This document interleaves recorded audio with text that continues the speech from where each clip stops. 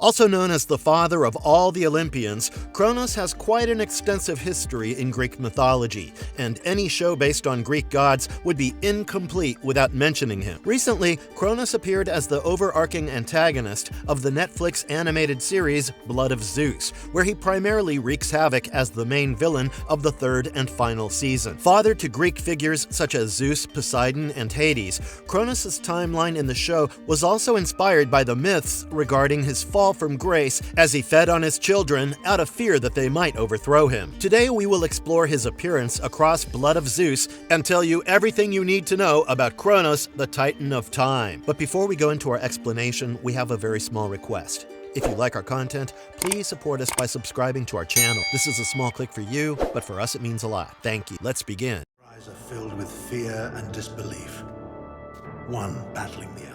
Who is Kronos in Blood of Zeus? In Blood of Zeus, Kronos was introduced as the king of the Titans and Olympus's ruler several centuries ago, but he was eventually defeated by Zeus. Formerly known as the god of time, Kronos was married to Rhea, the titan of motherhood, and they had many children, including Hestia, Hera, Demeter, Zeus, Hades, and Poseidon, who were eventually known as the Olympians. Kronos also sired a son named Chiron out of wedlock, and for the most part, all was well within the Titan family until Kronos discovered a prophecy about one of his children usurping him in the future. To ensure that this day does not come, Kronos committed the horrifying act of swallowing all of his children, and he even went as far as to imprison the primordial giants in the underworld. He didn't want to take any risks in case they became too powerful and tried to overthrow him. And Rhea was especially quite upset when she saw that Kronos had embraced insanity over his thirst for power. Unbeknownst to Kronos, Rhea saved her last son, Zeus, by handing him over to Gaia and asking her to take him to the hidden realm. She also enlisted Hecate's help in creating a false baby out of rocks before wrapping it up in blankets and passing it off as Zeus. While Kronos consumed the fake baby without even realizing that his wife had conspired against him, Zeus grew up and returned to challenge his father one day. He managed to kill Kronos and free all his siblings, and this remains to be the most consistent myth surrounding his life.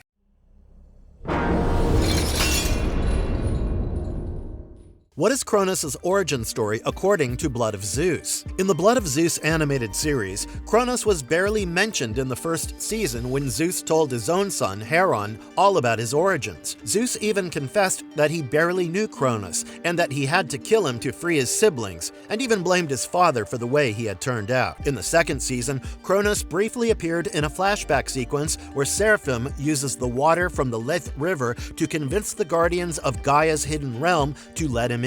While addressing them, Seraphim reminds them that they had kept Zeus hidden away from Kronos' eyes until he grew up and went back to kill the mighty Titan.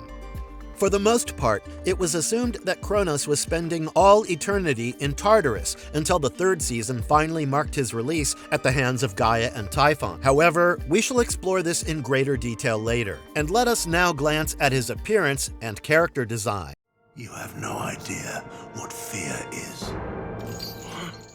What does Kronos look like? Appearance and design. In the third season, Kronos finally makes a grand appearance as a tall, muscular man with markings all over his body. He emanates a superior aura that just sets him apart from other Titans, gods and mortals, and he has overflowing gray hair with a net that ties it together in place. He typically wore a red robe with 2 armbands, one on his arm and leg each. While Kronos had white eyes in a flashback sequence, he seemed to have piercing golden eyes in the third season, and his character design essentially highlighted his primordial nature. Alfred Molina voiced this grandiose, antagonistic character, and the creators talked about how they needed someone with gravitas to play this role. While Kronos is a gigantic, intimidating character, he also carries deep wounds from being betrayed and imprisoned by his own family, and Alfred Molina was the perfect choice who encapsulated Kronos' tragic nobility. Kronos' character was designed to highlight the pain, regret, and emotional depth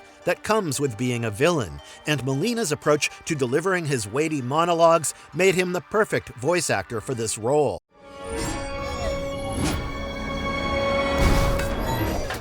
Kronos' powers and abilities. including in Season 3. As a Titan, Kronos inherited superhuman physical attributes such as the ability to change his size at will and grow to unimaginable heights to intimidate his opponents. Even when he reverted to his regular size, he was far bigger than any gods or mortals around him and had inconceivable amounts of power. As the Titan of Time, he also had divine control over time, and he could manipulate it to an extent where he could create time vortexes against the gods. He essentially embodied the destruction of things, and even entire civilizations and cultures were not immune to his power. Kronos could literally disintegrate history beneath his fingers, and the show's creators even hoped to add sequences where he carried an hourglass and flipped it to rewind time while he was under attack. Sadly, it was a bit difficult to execute this from a production standpoint, and the idea was ultimately discarded. Additionally, he was also known as the Titan of Agriculture,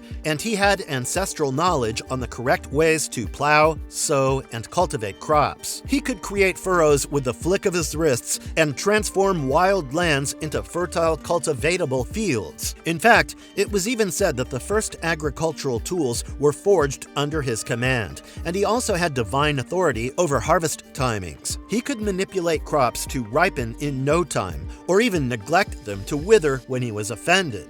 However, sheaves would fall in abundance beneath the sickles when he was honored, and the earth itself would respond to his presence by turning fertile or barren based on his wishes. Kronos had several aliases, and he was also the Titan of Fertility, who breathed life into seeds, animals, and even soil. It was said that his essence could grow, create, or even renew life, and he could either bless humanity or curse it for generations to come. As an extension to his time manipulation powers, he commanded natural cycles and could change seasons at will. He could extend or rotate seasons, such as spring, autumn, summer, or winter, to either reward or punish mortals, and every transition between seasons was a direct result of his divine mood. Additionally, Kronos could perform telekinesis and move things with his mind without even touching them, and he once even closed off an entire mountain to trap the primordial giants in the underworld. Finally, he had supreme strength as the most powerful Titan out there, and to make things worse, he was a far more skilled fighter than his older brothers and even Atlas. Kronos also wielded a scythe made of steel and celestial bronze, and this weapon could harm both humans, demigods, gods, or other Titans.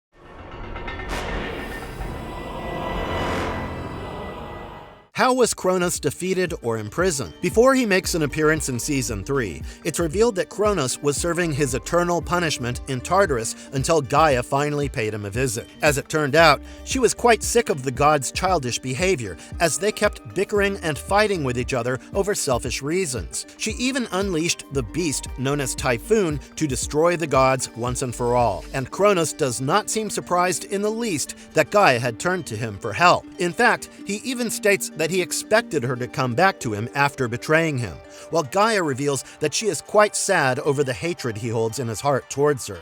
However, she offers him a chance to escape Tartarus and hopefully even prove that he has learned something from his past mistakes. Of course, Kronos had no such intentions, and Typhon soon freed him and stayed by his side as they made plans to conquer the world. After Kronos was finally free, he immediately summoned his divine sickle and approached a captured Hades, who almost could not believe his eyes. While Kronos assured him that he was not an illusion, he told Hades he was back to exact his revenge on Zeus and his other siblings. He then proceeded to get his hands on Hades' bident to free the other Titans, while Hades made a futile attempt at defeating his father. Kronos not only overpowered him, but also forced him to unlock the mechanism he had built for Persephone to bring the sun into the underworld. He hoped that the sun would help him return to this gigantic size, and he was quite pleased when things worked out exactly as he had hoped. Now that he had regained his usual form, Kronos freed the other Titans and destroyed Hades' castle before ordering him to guide him towards a recently deceased Zeus. In fact,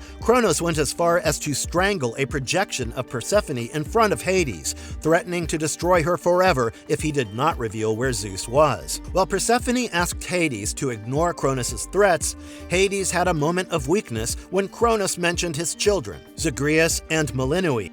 Just as Kronos prepared to kill Persephone, Judge Aeacus walked through the doors and revealed that Zeus was being held on the Great Plains of Erebus. They took Hades and Persephone along and even trapped them, while Kronos freed Atlas and then took him along to find Zeus. This proved to be a much more difficult task than Kronos had imagined, as Hera did everything in her power to keep Zeus safe from his clutches until he could find a way out of the underworld. However, Kronos refused to just admit defeat, and he gathered his minions with the intention of destroying Zeus's temples to weaken him in the meantime. His next plan was to destroy Olympus and get rid of all the Olympians that were tied to the prophecy, and the third season's fourth episode, Brother's Journey, follows him as he wreaks havoc on humanity. He destroys several temples and unleashes floods and natural calamities with the help of his followers, and in a shocking turn of events, he even captures Persephone. With Zeus trapped deep within the underworld, Demeter rushes to Persephone's rescue and sends one of her followers to bring her daughter back to safety, even if only a fragment of her spirit survives the attack. While Hera addresses a crowd of fallen warriors, Heron investigates the temple ruins and faces Ceres, who is determined to bring Heron's head to Kronos. As it turns out, Kronos had put a huge bounty on his head, but Heron somehow managed to dodge all these attacks with some help from Seraphim. As this episode comes to an end, Heron reveals that Seraphim was the one who was prophesied, and that they would need his help if they had any hopes of surviving against Kronos. The next episode, The Head of the Maenads, begins with Kronos' attempts to capture Hecate, who refused to surrender herself to the Titan. Kronos hoped to find Hecate's torch as it would lead them to Zeus, while the Maenads were all set to perform a ritualistic sacrifice when Heron and Seraphim intruded upon them. In the next episode, The Tower of the Winds, Hera does everything in her power to recruit allied forces to help Zeus as the series inched close to its finale. While Heron and Seraphim arrive in the land of the dead, they lurk in the shadows and witness Titans as they haunt these lands before making their way to Charon. Moreover, Seraphim unites with his long-lost lover Gorgo on the bank of the river Styx, and even encourages her to cross the river and stand before the judges to make it to the Elysium Fields. As they navigate their way out, Hera finally meets with Heron to warn him that Kronos is on his way to get Hecate's torch. She unites the gods and demigods against Kronos, despite their doubts regarding any chances of survival against the King of the Titans. When Kronos' forces finally sense that they are close to the torch, Kronos arrives at the scene and warns the Olympians against attempting to defeat him. He declares that he will toss them into the abyss if they make the foolish mistake of trying to kill him, and that Gaia had released him to restore order. While he orders them to surrender and even offers a chance to start over with no memories of their past lives, his provoking statements fall on deaf ears as Heron, Seraphim, and the others refuse to give in. Kronos even points out the wrongdoings of the greater Olympian gods, and even tempts Seraphim to side with him by getting his hands on Gorgo. In the finale episode, A Champion's Challenge, Seraphim was almost lured into switching sides while Heron and Hera tried to change his mind. He insisted that any spare time with Gorgo was worth it in the end, and that he had no hopes for redemption anyway, while Heron tried to explain that he could be the one to defeat Kronos according to the prophecy. This finale touched on themes of unity in the face of atrocity, something the Olympians had struggled with for quite a long time. However, they had no other option but to stick together to face Kronos, Typhon, and the other Titans, and Hera then suggested a battle of champions. She promised that two champions from either side could fight for the torch, while Kronos declared that they would not mock him by suggesting that he should fight against demigods. However, he accepted the challenge and stated that he would take great pleasure in telling Zeus all about how he dismembered Heron in the wake of this face-off. While Kronos towers over them, he declares that he and Typhon would fight against Heron and Seraphim for the torch, while Hera promises to honor the fight's conditions. As they walk into the battlefield, the Olympians stand with bated breath as Heron and Seraphim have a hard time holding their ground against the Titans. Moreover, Kronos declares that he will show them the difference between a Titan and an Olympian as he attacks them and even buries them under debris, while Heron and Seraphim make constant attempts at running away. They strategically dodge their opponent's attacks and refuse to yield even when Kronos repeatedly asks them to surrender. When Seraphim suggests that they won't survive like this, Heron makes the difficult call to channel all his power to kill Typhon, even if it comes at the cost of sacrificing himself. Finally, Seraphim also reveals himself to be the one after all, and fulfills the prophecy by killing the King of the Titans and putting an end to Kronos' tyranny. Forever. Can Kronos return? Future potential. In a carefully crafted tale, Blood of Zeus's third season ends in full-blown Armageddon, and creators Charlie and Vlas Parlapanides even sat down for an interview with Den of Geek, where they talked about the circumstances under which the finale battle played out. Initially, the show was supposed to go on for 5 seasons, but it was eventually wrapped up in just 3 seasons, which resulted in a lot of character arcs being shortened while also ensuring that the show's essence wasn't lost. Among other characters, the creators hoped that Kronos would survive the battle, which would leave them more room to explore the Titans. They wanted to culminate the story in a large-scale battle between the Titans and the gods, but the show was cut short from 5 seasons to 3 seasons, and they had to make harsh decisions to shorten the storyline. In fact, they wanted to explore an original Armageddon story for the Olympians, where Kronos' spiteful actions lead to a whole lot of chaos and bring about the apocalypse, something that has never really been explored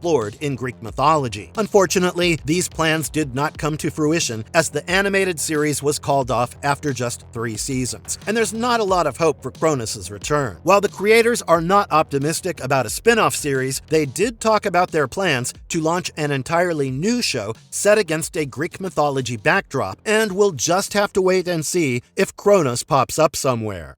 Its weakness. Marvelous verdict. And with that, we've explored Kronos' origins and destructive story arc across the Blood of Zeus series, where this titan managed to stir up a whole lot of chaos. His obsession with the prophecy remains to be the reason why he was defeated in the end, but nevertheless, it was quite a treat to see him in action. The third season of Blood of Zeus most definitely establishes Kronos as an overarching antagonist, and all you Greek mythology fans can now watch him wreak havoc in this final season that just released on Netflix. And if you liked our content, don't forget to leave a like and subscribe to us if you haven't already. Have a good one and be safe. Thanks, everyone.